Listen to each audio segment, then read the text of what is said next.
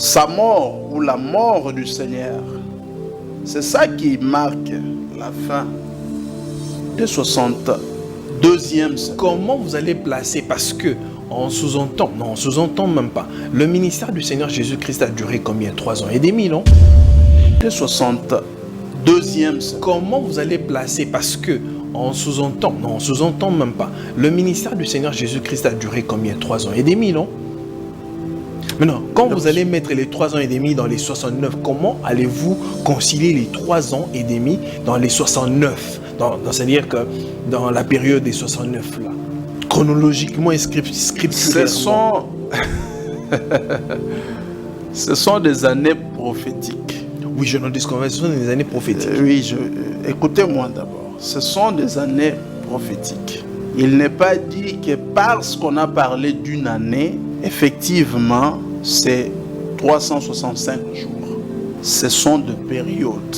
La dernière période ou une de ces périodes peut comporter plusieurs années, voire même plusieurs générations. Le Seigneur, dans les Écritures, il a spécifié le début.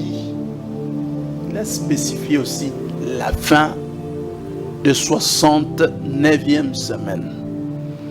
Pour le début, par exemple, il dit, depuis que la parole a annoncé la reconstruction, c'est ce temps-là qui marque le début du compte à rebours de ces 70 semaines qui ont été fixées. Maintenant, comment savoir où nous sommes? Le Seigneur ne parle pas, mais il marque quand même la fin de 62 semaines, qui est la deuxième période, qui fait au total 69 semaines. Il marque cette fin-là par l'enchement du Messie. Quand le Seigneur retranche, permet que le Messie soit retranché, ou dans d'autres termes, crucifié, sans aucun secours de l'homme ici sur la terre. Le Seigneur n'a pas été secouru. Même lorsqu'on a vu qu'il était innocent et qu'il n'avait rien fait de mal, il a quand même été condamné malgré cela. Vous êtes aussi témoin que l'Église primitive connaît la même situation aujourd'hui. Injustement accusé, injustement jugé, injustement condamné, et il n'y a personne, aucun qui défend le pasteur Cass aujourd'hui, peu importe son innocence. Oui, parce que le Seigneur a dit, vous y passerez parce que moi-même je suis passé par là. Le premier s'ouvre dans quel chapitre? Le Seigneur, dans les Écritures, il a spécifié le début, il a spécifié aussi la fin de 69e semaine. Pour le début, par exemple, il dit, depuis que la parole a annoncé la reconstruction, c'est ce temps-là qui marque le début du compte à rebours de ces 70 semaines qui ont été fixées. Maintenant, comment savoir où nous sommes? Le Seigneur ne parle pas, mais il marque quand même la fin de 62 semaines, qui est la deuxième période, qui fait au total 69 semaines. Maintenant, quand vous allez mettre les 3 ans et demi dans les 69, comment allez-vous concilier les 3 ans et demi dans les 69? C'est-à-dire que dans la période des 69 là, chronologiquement et scripturairement. Ce sont des années prophétiques. Oui, je n'en disconviens pas, ce sont des années prophétiques. Écoutez-moi d'abord. Ce sont des années prophétiques. Il n'est pas dit que parce qu'on a parlé d'une année, effectivement, c'est 365 jours. Non. Ce sont des périodes. La dernière période ou une de ces périodes peut comporter plusieurs années, voire même plusieurs générations.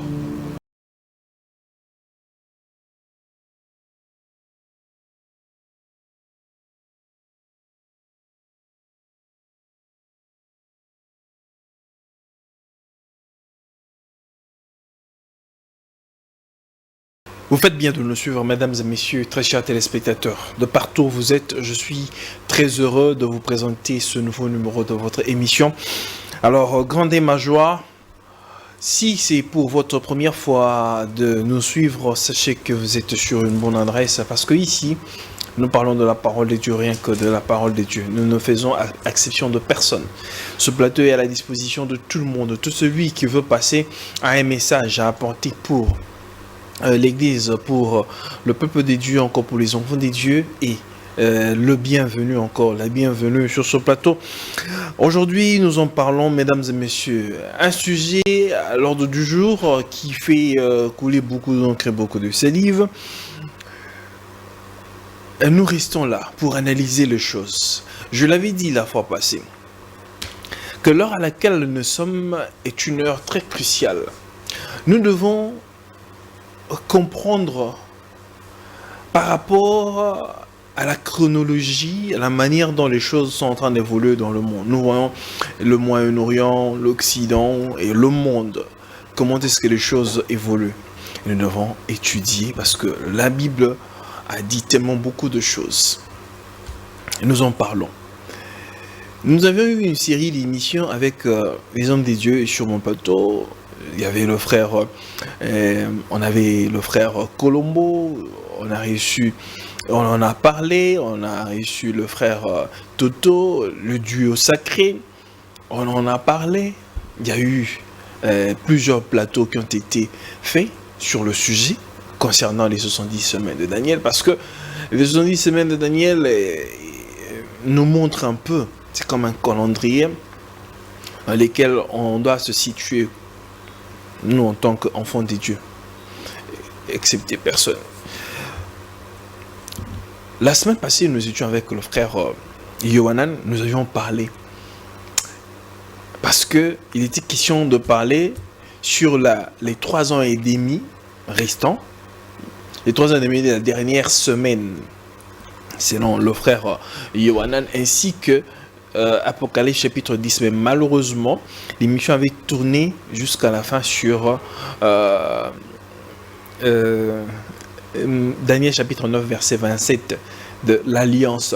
Mais nous y reviendrons, nous devons épurer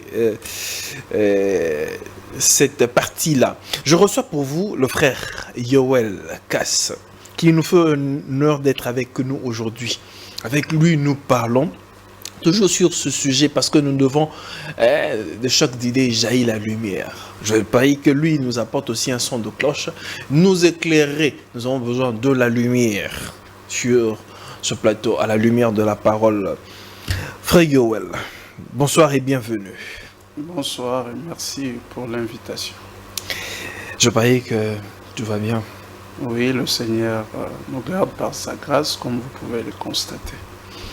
Quand je vous ai annoncé la nouvelle, l'invitation par rapport à ce sujet, est-ce que vous n'avez peut-être pas, vous ne craignez peut-être pas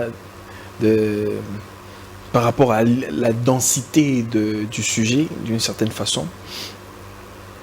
Non, le Seigneur nous a choisis par sa propre volonté pour faire de nous des témoins de cette parole. Et pour témoigner de cette parole, nous n'avons pas besoin de craindre quoi que ce soit. Très bien. Alors, et avant d'entrer, j'aimerais à ce que vous puissiez au moins nous dire comment on voit le patriarche ou bien l'évêque, le pasteur Cass. Il va bien? Oui, il est bien portant par la grâce de notre Seigneur, sa famille également et sa famille spirituelle. Je parie que sa sortie c'est pour bientôt. C'est notre prière. Très bien. Alors comme je l'ai dit, mesdames et messieurs, nous en parlons sur les 70 semaines de Daniel, mais nous allons prendre certains points qui fâchent, qui dérangent. Évidemment, sur la durée de combien reste et s'attarder sur Daniel 9, 27 de cette alliance et nous allons devoir découvrir si c'est Christ ou bien c'est l'Antichrist qui fait alliance avec plusieurs. Alors, Frère Yoel, pour les personnes qui nous suivent, qui suivent cette émission pour la toute première fois, mais qui n'ont peut-être pas la maîtrise du sujet, j'aimerais que vous puissiez au moins nous parler, comme on dit en anglais, in a nutshell, c'est-à-dire en bref, les 70 semaines de Daniel. Voilà. 70 semaines et son objectif. Voilà. Vous avez 5 minutes de faire votre exposé sur les 70 semaines. Merci pour cette très bonne question ou bonne introduction. Le but des 70 semaines de Daniel ou de 70 semaines de Daniel sont retrouvés toujours dans la Bible. Au chapitre 9 du livre de Daniel, mais le verset 24. C'est le verset qui parle spécialement du but pour lequel le Seigneur a fixé les 70 semaines de Daniel en ces termes. Ce temps est nécessaire pour que le mal s'arrête. Pour que le mal s'arrête, pour qu'il n'y ait plus de péché, et pour que le faute soit pardonné. Là, vous utilisez quelle Je suis dans la traduction Parole de vie. Parole de vie, ok. Mais c'est presque la même chose aussi dans beaucoup d'autres traductions. Le Seigneur a donc fixé pour le peuple de Daniel, et non pas pour nous, les gens des nations. Nous ne sommes concernés ni de près ni de loin. Il a fixé 70 semaines pour que, à la fin de ces 70 semaines, que tout s'arrête. Tout s'arrête sur la terre. Voilà pourquoi nous considérons ce moment ou ce temps fixé par le Seigneur comme un calendrier pouvant nous dire à nous quand est-ce que nous pourrons parler de la fin du monde. Le monde dans lequel nous vivons actuellement, en réponse, c'est que nous parlerons de cette fin à la fin de ces 70 semaines de Daniel.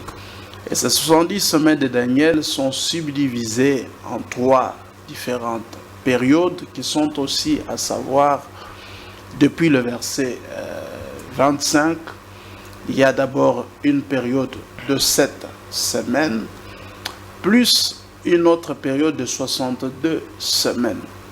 Quand vous mettez les deux ensemble, c'est ça qui vous amène déjà à 69 semaines. Et l'Écriture dit ouvertement que après les 62 semaines, le Messie apparaîtra et sera retranché. Donc, la mort de notre Seigneur Yeshua marque aussi la fin. Donc, frère Yoel, permettez-moi, vous avez parlé de 3 grandes périodes. Aujourd'hui, si tu peux vraiment, si tu es avec moi, mettez-moi la thématique là. Alors, vous avez parlé de 3 grandes périodes. Vous avez la première période, c'est la période des 7 ans, 7 semaines. Oui. La deuxième période, c'est 62 semaines. Et la dernière, c'est une semaine. Et une semaine. Une semaine. Très bien. La dernière partie, c'est la partie ou la période d'une semaine. Mais la période de 62 semaines est marquée d'abord par le retranchement du Messie qui sera envoyé. Donc au moment où le Seigneur était ici sur la terre, c'était là la 62e semaine de la deuxième période de ces 70 semaines de Daniel. Alors, donc, quand vous prenez le 7 semaines d'avant, ajoutez aux 62 semaines jusqu'à l'arrivée et au retranchement de notre Seigneur, vous aurez au total 69 semaines de Daniel. Très bien. Maintenant, il va rester une semaine, comme nous venons de le dire, et qui est aussi la dernière période. Et cette semaine, qui est aussi la dernière période, le Seigneur le subdivise également en 2 parties. Il le dit dans le livre, ici toujours de Daniel. Il le dit aussi dans le livre 2 Apocalypse au chapitre 7. Il montre qu'il y aura une période, puisque une semaine comprend 7 jours, et prophétiquement, les 7 jours sont les 7 années. Quand je dis qu'il sera subdivisé en deux, cette fois-là, c'est le juste milieu. Ça veut dire qu'il y aura une période de 3 ans et demi et une autre période de 3 ans et demi, ou, comme vous pourrez aussi le dire en d'autres termes, 3 semaines et demie, 3 semaines et demie. Et les 3 semaines et demie seront données ou accordées d'abord aux 2 oliviers qui sont le messager prophète que le Seigneur enverra pour faire appel aux 144 000 juifs tirés de 12 tribus d'Israël, et une autre moitié sera accordée à l'Antichrist qui devra aussi jouir ou marquer sa présence pour la dernière fois, parce qu'il n'y en aura plus de temps qui lui seront accordés après ce temps-là. Très bien. Alors là, c'était juste voilà de les manière... 10 semaines. C'était de manière, voilà, de manière brève de nous présenter un peu les 70 semaines de Daniel. Parce que vous avez parlé là, la manière dont vous avez présenté les choses, on a 7, on a 62, et puis la dernière partie, il vient 7. Chronologiquement et puis scripturairement, parce que les avis sont un peu partagés, frère Yoel. Il nous reste 3 ans et demi, ou bien il nous reste 7 ans? Il ne nous reste pas un nom pour être... Bon, ça dit qu'il reste, voilà. Beaucoup plus clair. Il reste combien? Il reste 3 ans et demi ou bien une semaine? Il reste pour Israël en ce moment ici une semaine.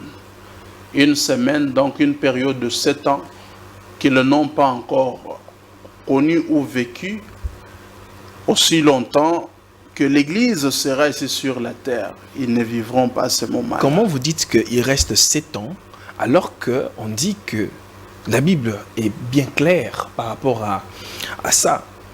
Il dit que le Messie est retranché à la fin de la dernière semaine des 62, à la fin de la dernière semaine. Oui. À la fin des 62 semaines. Mais c'est-à-dire qu'à la fin, c'est déjà...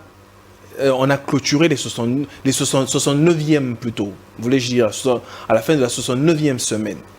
C'est-à-dire que les 69 sont déjà passés. C'est-à-dire que nous sommes déjà dans la première moitié de la dernière semaine, frère Yoel. Oui, c'est une très bonne question. Beaucoup de gens sont dans la confusion là-dessus. Mais nous ne sommes pas dans la dernière semaine aujourd'hui, comme nous parlons là. La première moitié de la dernière semaine. Je termine ma pensée. Nous ne sommes pas, je souligne très, très, très clairement et ouvertement. La dernière semaine qui reste, ce n'est pas notre semaine. C'est la semaine accordée au peuple de Daniel, ça veut dire le peuple juif. Puisque même tous les 70 semaines, c'est pour Israël. N'était pas pour nous. Ouais, c'est pour Israël. Maintenant, quand le Seigneur est venu sur la terre et qu'il a été régné par ce propre frère, à qui il a fixé ce temps ici, le Seigneur se tournait contre eux, mais vers les non-juifs. Qu'a-t-il fait en ce moment-là? Il a juste arrêté le temps pour nous accorder à nous qui ne sommes pas juifs la grâce d'y entrer nous aussi. C'est à la fin de la 69e semaine. C'est à la fin de la 69e semaine. Donc les 69 semaines prennent fin au retranchement du Messie, mais le Seigneur, au lieu de continuer directement avec la dernière semaine qui restait aux Juifs, il arrête d'abord le temps. Là, vous contredisez l'Écriture. Il accorde d'abord aux non-juifs d'accepter cette nouvelle qui a été rejetée par les Juifs, d'être sauvés, d'avoir la vie que les Juifs ont méprisée.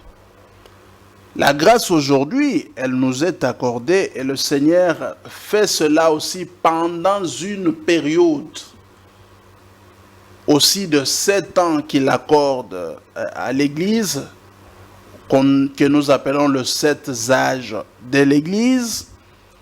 Mais ce n'est qu'à la fin, quand il aura fini avec l'usage de l'Église, qu'il pourra alors, en ce moment-là, revenir encore. J'aimerais qu'on lise l'Écriture, frère Yoel. Parce que dans Daniel chapitre 9, verset 26, il est bien dit, et puis c'est clair. Je parie que les téléspectateurs, en ce moment, sont en train de lire avec moi. Oui. Après les 62 semaines, un roi sera retranché et il n'aura pas de successeur. On dit après les 62. Ça veut dire que ici, les 69, voulais-je dire, voilà. 62 me revient assez souvent. C'est-à-dire les 69 sont déjà passés. Nous sommes dans la dernière semaine.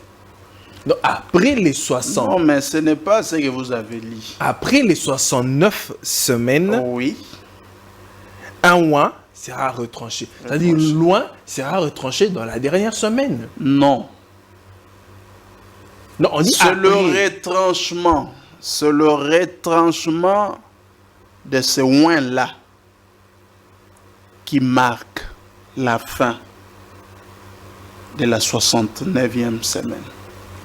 Donc, sa mort ou la mort du Seigneur, c'est ça qui marque la fin de 62e semaine. Comment vous allez placer, parce que on sous-entend, non, on sous-entend même pas. Le ministère du Seigneur Jésus-Christ a duré combien? 3 ans et demi, non?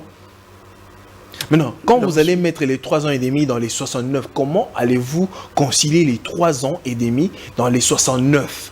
C'est-à-dire que dans la période des 69 là, chronologiquement et scripturairement. Ce sont des années prophétiques. Oui, je n'en dis qu'en ce sont des années prophétiques. Oui, écoutez-moi d'abord. Ce sont des années prophétiques. Il n'est pas dit que parce qu'on a parlé d'une année, effectivement, c'est 365 jours. Non. Ce sont des périodes. La dernière période ou une de ces périodes peut comporter plusieurs années, voire même plusieurs générations. Le Seigneur, dans les Écritures, il a spécifié le début. Il a spécifié aussi la fin de 69e semaine. Pour le début, par exemple, il dit, depuis que la parole a annoncé la reconstruction, c'est ce temps-là qui marque le début du compte à rebours de ces 70 semaines qui ont été fixées. Maintenant, comment savoir où nous sommes? Le Seigneur ne parle pas, mais il marque quand même la fin de 62 semaines, qui est la deuxième période, qui fait au total, 69 semaines. Il marque cette fin-là par l'enchement du Messie. Quand le Seigneur retranche, permet que le Messie soit retranché, ou dans d'autres termes, crucifié, sans aucun secours de l'homme ici sur la terre. Le Seigneur n'a pas été secouru, même lorsqu'on a vu qu'il était innocent et qu'il n'avait rien fait de mal. Il a quand même été condamné malgré cela. Vous êtes aussi témoin que l'Église primitive connaît la même situation aujourd'hui.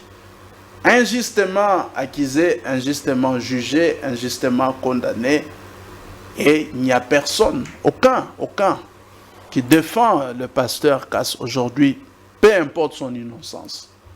Oui, parce que le Seigneur a dit, vous y passerez, parce que moi-même je suis passé par là.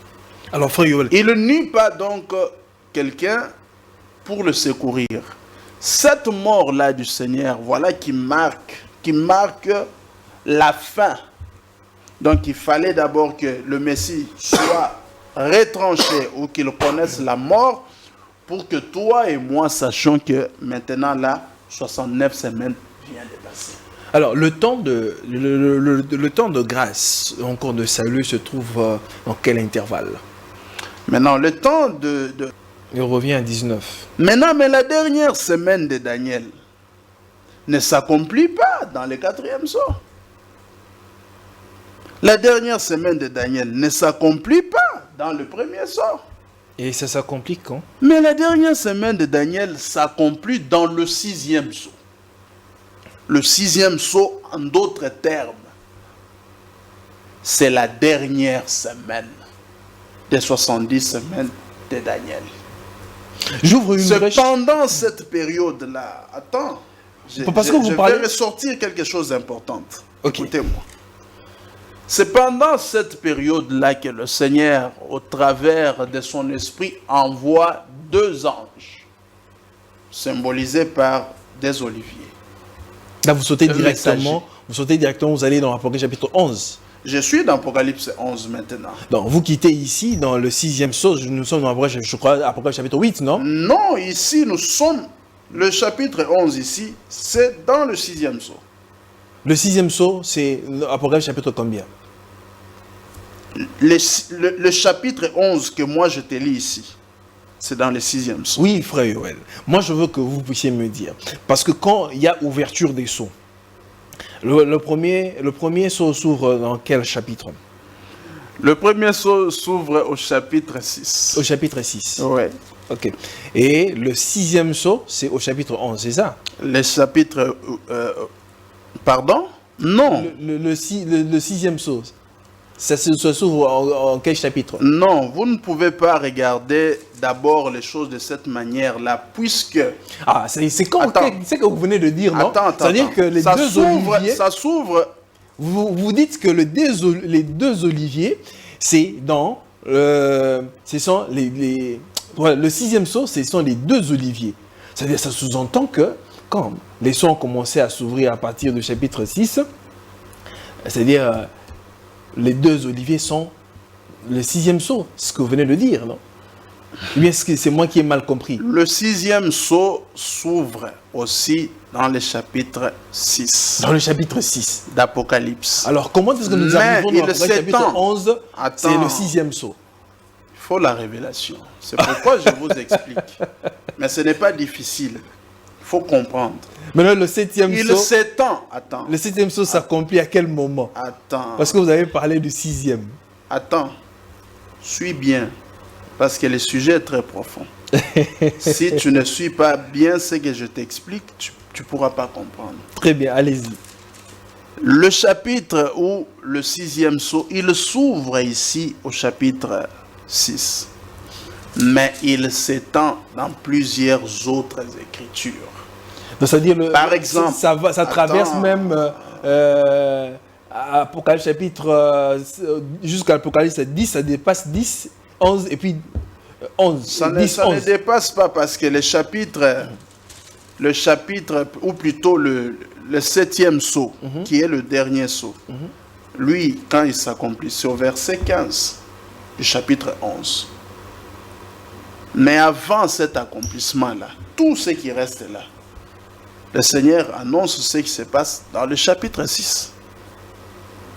Les 7 trompettes qui sont retrouvées au chapitre 8, après même l'ouverture du 7e sceau. Le frère Branham dit, toutes ces trompettes-là, ils sont dans le 6e sceau.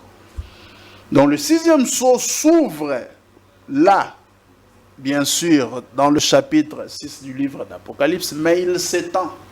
Comme par exemple ici où je suis en train de lire, où le Seigneur doit envoyer des oliviers, ça veut dire 2 messagers pour faire appel aux 144 000 qui seront tirés des 12 tribus d'Israël, mais il les prend où? C'est dans le 6e sceau.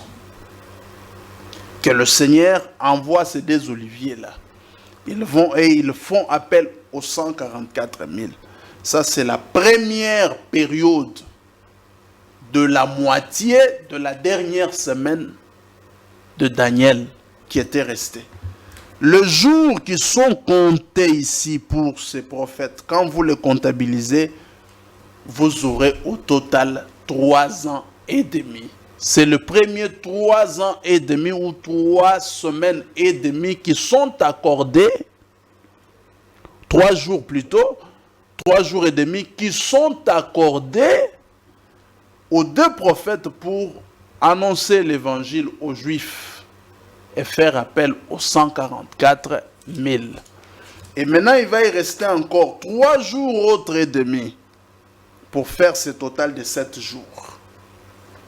Et c'est ces 3 jours autres et demi là qui seront confiés à l'Antichrist. D'après Apocalypse, c'est toujours chapitre 20, pour qu'il puisse encore troubler la terre pour la dernière fois, avant d'être arrêté une fois pour toutes avec tous ces anges pour être jetés ensemble avec le faux prophète, tous ceux qui trompent les gens dans la Bible ici, dans un feu qui brûle éternellement. Donc, la dernière semaine n'a pas encore commencé. Tant que vous voyez l'Église ici sur la terre, la dernière semaine du Seigneur n'a pas encore débuté avec les Juifs.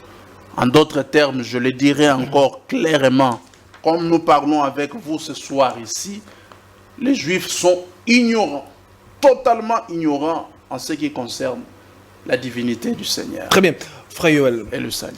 Beaucoup d'hommes de Dieu estiment, si nous prenons par exemple Daniel chapitre 9, verset 27, certaines personnes estiment que Christ aurait conclu une alliance de 7 ans avec plusieurs. Que disent les Écritures, ou bien que dit la parole de Dieu, eu égard à ce que les gens disent? Est-ce c'est Christ qui conclut l'alliance avec plusieurs, ou bien c'est l'Antichrist?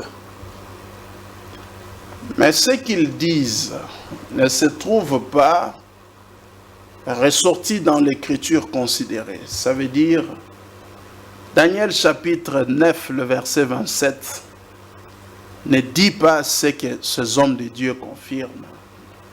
Ces soi-disant hommes de Dieu confirment. Ah, vous dites que les soi-disant hommes de Dieu?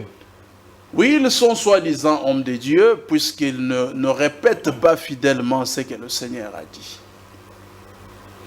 Mais l'écriture dont je citais, Daniel 9, parle plutôt de l'alliance que va conclure le dévastateur. Ça veut dire l'Antichrist. Donc ça veut dire le « il » là, dont beaucoup, le Seigneur, beaucoup font allusion. Attends, de « il fera une solide alliance ». Il s'agit non de Christ, mais plutôt de l'Antichrist. Laissez-moi terminer. Le Seigneur n'a pas conclu d'alliance avec des nations, comme on le dit là. Le Seigneur a conclu l'alliance quand il était ici sur la terre avec des individus.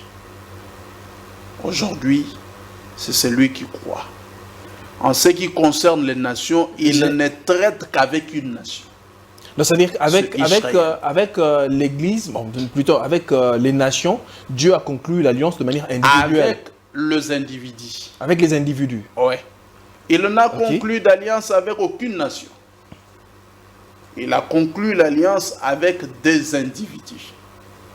Celui qui croit, il reçoit la vie. Celui qui ne croit pas, il est condamné. Et il les tire de plusieurs nations, plusieurs tribus, plusieurs langues, comme l'Écriture le dit dans Apocalypse chapitre 5.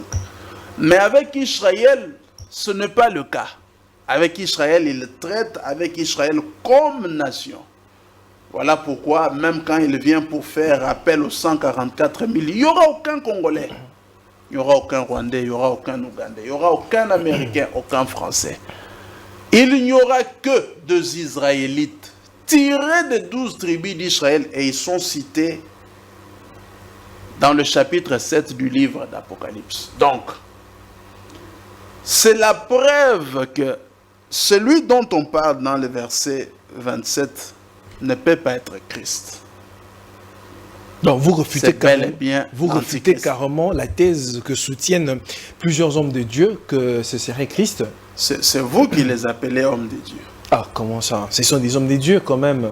Vous ne pouvez pas les jeter en pâture comme ça, frère Yoel. C'est vous qui les appelez hommes de Dieu. Moi, je ne vois pas ce qui peut me poussait à les appeler des hommes de Dieu. Quand déjà quelqu'un il est aveugle pour ne pas voir, clairement qu'ici, ça ne peut pas être Christ. Parce que Christ aussi, ce n'est pas en ce moment-là qu'il va conclure l'alliance. Le Seigneur a conclu son alliance, c'est à Golgotha. L'alliance que nous avons avec lui, mais le prix de cette alliance, il a été payé à Golgotha, à la croix. À la croix. Et quand il a payé cela à la croix, il a donné l'accès libre au point où l'apôtre Paul dit « Le mur de la démarcation a été coulé ». Maintenant, quiconque croit, qu'il soit juif ou non juif, en ce moment ici, il n'y a plus de différence. Celui qui accepte la parole du Seigneur, il entre.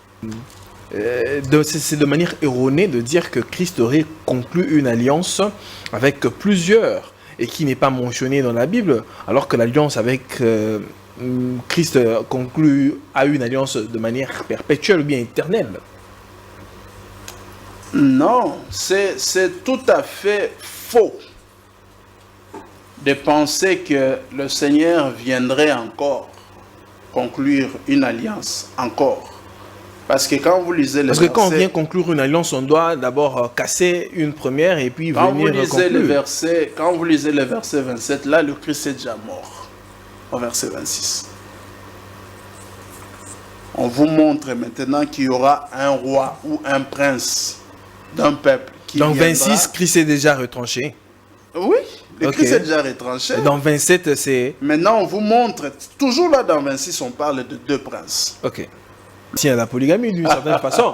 Comme il n'y a pas un verset biblique, il faudrait être juste et puis vrai. Il n'y a pas un verset biblique dans la Bible qui contredirait, qui irait à l'encontre de la polygamie, mais il n'y a aucun apôtre qui a prêché pour mettre en valeur la polygamie. Le Seigneur est l'apôtre des apôtres. Lui, il a dit dans Matthieu 27. Qui n'a pas mis en valeur la polygamie. Mais il a mis en valeur. Non, il n'a pas mis en valeur. Parce que tous les prophètes qui ont parlé de la polygamie ont toujours parlé de la relation entre un homme terrestre ici et deux femmes terrestres. Mais le Seigneur vient, il le met en valeur. Il le dit aux gens, mais le royaume de cieux que vous voyez là, ça ne sera pas semblable à la monogamie. Ça ne sera pas semblable au célibat, mais au mariage d'un polygame. Très bien. Quand il vient, il épousera 5 à la fois. Nous y reviendrons sur le sujet. Aujourd'hui, nous parlons de la 70 semaines de l'année. Alors, beaucoup d'hommes de Dieu, ou bien beaucoup de gens estiment que le commencement, l'enlèvement a lieu au commencement de la dernière semaine. Ou bien, c'est-à-dire que l'enlèvement tombe au commencement de la dernière semaine, a lieu au commencement de la dernière semaine. Mais oui, en d'autres termes. Parce que c'est l'enlèvement de l'Église qui marque la fin du temps de l'Église des nations sur la terre. Il faut que le temps des nations prenne fin, comme le Seigneur l'a dit ouvertement. Dans quelque sorte, vous voulez dire que quand les 69 semaines prennent fin, l'enlèvement a lieu, ou comment? Quand les 69 semaines prennent fin, ça a déjà pris fin à la mort du Seigneur. On ne parle même pas de sa résurrection, on parle à la mort. Donc quand le Seigneur a ressuscité là, les 69 semaines a déjà pris fin il y a très longtemps. Donc quand la dernière semaine commence, l'enlèvement a déjà eu lieu. Mais oui, l'enlèvement a lieu avant le début. Donc c'est l'enlèvement de l'Église qui annonce le début de la dernière semaine. De la dernière semaine. Exactement. Pour les Juifs. Oui. Je voulais te lire quelque chose ici. C'est bien. Du prophète Branham. Dans cette prédication, la 70e semaine de Daniel, le paragraphe 166, il dit, maintenant, et au milieu de la semaine, ça veut dire le milieu de cette moitié-là, il y a une moitié qui est accordée aux deux prophètes, il y a une autre moitié. Écoutez. Au milieu de cette semaine des Juifs, vous voyez ça? Ce 3 ans et demi, il y a l'Antichrist. Le prince. Un prince qui doit venir. C'est l'Antichrist. Ça ne peut pas être Christ. C'est l'Antichrist. Cela, il est dit ouvertement. Et souvenez-vous que c'est de Rome qu'il vient, un prince qui doit venir. Qu'est-ce qu'il est? Un pape, un prince parmi les gens qui doit venir. Il doit se lever. Il se levera, un pharaon qui ne connaît pas Joseph, qui ne connaît pas le Christ. Donc, c'est l'Antichrist. Les 3 ans, le dernier 3 ans et demi sont accordés à l'Antichrist. Mais en lisant le verset 26... Mais avant les 3 ans et demi restants là, le Seigneur vient d'abord. C'est ce que je t'expliquais. À cette moitié-là, le juste milieu là, c'est là que s'accomplit Apocalypse 20. Satan est arrêté et enchaîné pour une période de 1000 ans. Le Seigneur vient pour 1 millénium. 1 millénium? Pour une période de 1000 ans. Ok. Pour le millénium. C'est à la moitié là, il vient vivre là. Ceux qui ont eu part à la première résurrection, ça veut dire ceux qui ont bénéficié de l'enlèvement. C'est avec eux le Seigneur va régner pendant cette période de 1000 ans. 2000 ans. Et en cette période-là, Satan, il est arrêté. Il est enchaîné pour qu'il ne fasse aucun mal, pour qu'il y ait une paix. On ne parle plus jamais des M23, on ne parle plus jamais des AFC, on ne parle jamais des FARDC, on ne parle jamais de la Russie, Il y aura une paix totale sur la terre parce que le prince de paix régnera pendant cette période-là de 1000 ans. Alors, frère, maintenant, c'est à la fin de cette période-là de 1000 ans que l'ennemi, qui est le prince ici, Satan, sera encore relâché pour quelque temps. Quelque temps, le temps de combien? Mais c'est les 3 ans et demi restants. Moi, je voulais, dans les 3 ans et demi, et je voulais, pour enrichir, bon, ça veut dire, pour plus d'éclaircissement, parce que vous avez parlé de l'Antichrist qui conclut une alliance. Vous avez lu Branham avec l'écriture. Mais la question est de savoir maintenant. Apocalypse chapitre 10 s'accomplit quand? Après que l'Antichrist ait conclu l'alliance avec plusieurs ou bien avant? Apocalypse chapitre 10 s'accomplit dans le 6e sceau et au milieu du 6e sceau. Ah, les deux ouins, c'est l'accomplissement du 6e sceau. Oui. Ainsi que Apocalypse chapitre 10, c'est le millier, le juste millier. Donc, c'est-à-dire dans un sceau, il y a accomplissement des 2 événements. Le 6e sceau est la fin du monde. Ça veut dire qu'il n'y aura plus de temps à vivre sur la terre ici après la fin du 6e sceau. Toutes les prophéties, tout ce qui est décrit dans la Bible ici, s'accompliront. Ça veut dire pour vous, vous ramenez Apocalypse chapitre 10 dans le futur. Mais oui. Et non accompli. Mais il n'est pas encore accompli, ça ne nous concerne même pas. Ça ne nous concerne pas. Apocalypse 10 n'est pas pour l'Église. Non.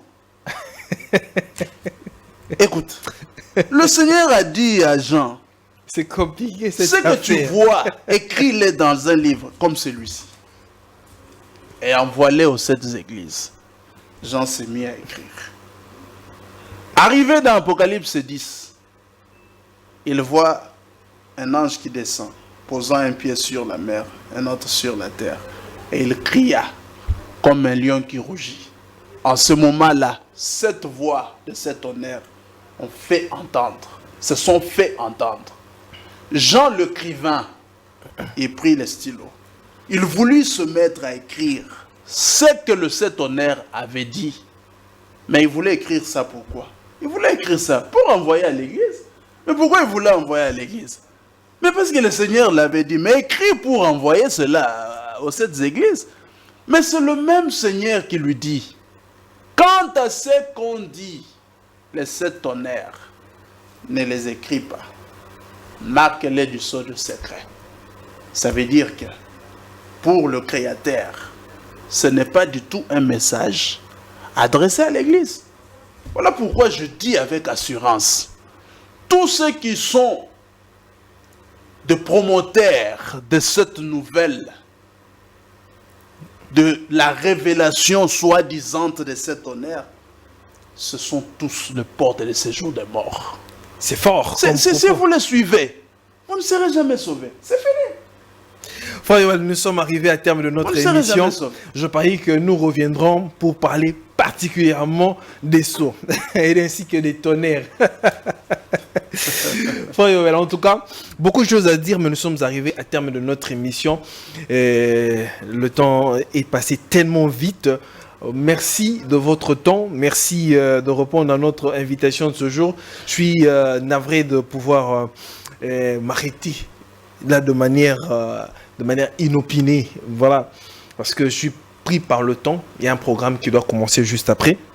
Et le frère Yoel nous reviendra et nous allons parler particulièrement sur les sceaux ainsi que les tonnerres, parce que là encore il y a à boire et à manger. Alors je vous annonce déjà que je recevrai pour vous l'homme des dieux que vous allez devoir découvrir, je crois Bob Munanga, je crois, si je ne m'abuse pas, voilà, et il nous fera honneur d'être avec nous sur ce plateau et très bientôt. Si vous avez des questions, posez-les. Le numéro est là. Et nous sommes disponibles et disposés à répondre à vos questions. Ainsi que faites-moi savoir par les commentaires ce que vous en pensez et de ce qui a été dit au cours de cette émission par le frère Yoel. Moi, je vous dis au revoir. Merci à la grande équipe de Congo Buzz Télévision. Merci à Jordi. Merci à Chrislin. Merci au DT, merci au directeur de production, Bems. Merci frère Yoel. Je vous remercie aussi pour l'invitation. Très bien. Mesdames et messieurs, on se retrouve très prochainement. Que la paix soit avec vous et que Dieu vous bénisse. Au revoir.